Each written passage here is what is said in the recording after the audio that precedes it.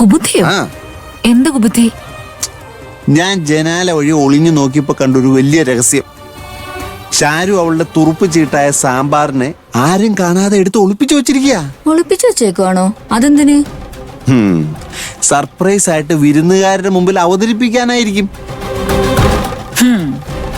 എങ്കി പിന്നെ ആ സാമ്പാർ വേണം ആദ്യം തീർക്കാൻ. നീ പോയി അതെടുത്തോണ്ട് വെച്ചല്ലേ. ഇപ്പൊ കൊണ്ടുവരാം. നിങ്ങള് സാധനങ്ങളൊക്കെ ഒന്ന് റെഡിയാക്കി വെച്ചോ. അമ്പടി കേമി.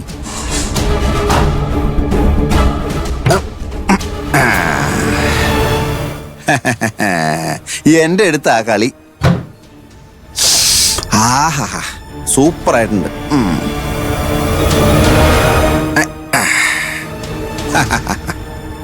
ദാ വരുന്നു ചാരുവിന്റെ ലോകപ്രസിദ്ധമായ സാമ്പാർ. ഇതിന്നൊരു തുള്ളി പോലും നമുക്ക് ബാക്കി വച്ചേക്കരുത്. ഇന്ന് വേറെ ഒരു കറി എടുത്തില്ലേലും കുഴപ്പമില്ല, ഈ സാമ്പാർ തീർക്കണം. നീ ഇങ്ങോട്ട് ഒഴുക്കി രമേശ, ഒഴുക്കി.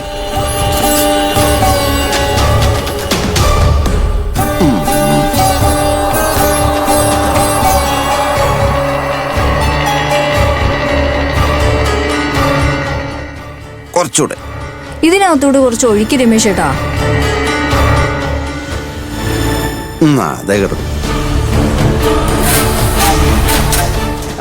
എന്റെ ചോറവിടെ ദേ ഇരിക്കുന്നു നിന്റെ മുന്നിൽ തന്നെ.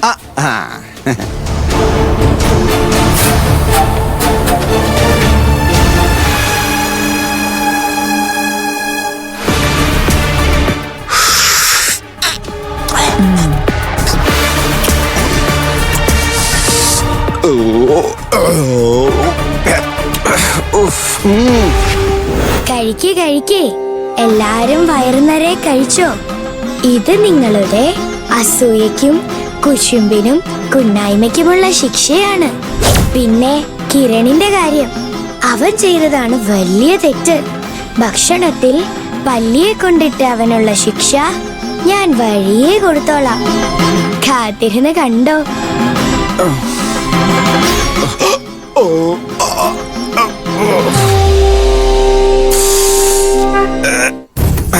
നീ സ്വസ്ഥായിട്ട് ഇവിടെ കിടന്നൊന്ന് ഉറങ്ങാം. വല്ലാത്ത കഴിപ്പായി പോയി.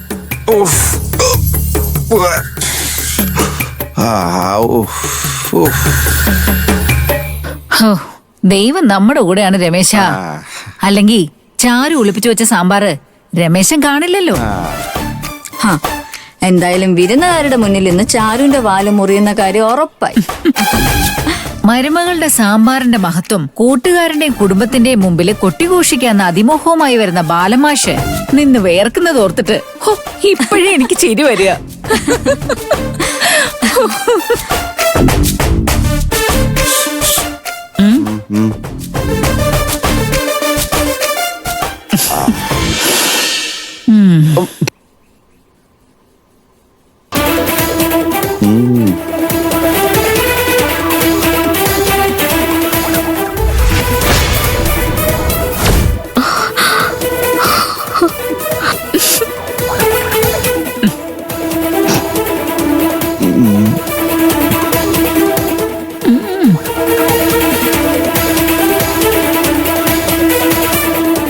ഈ പാത്രത്തിലെ സാമ്പാറെല്ലാം ആരെടുത്ത് കഴിച്ചത്?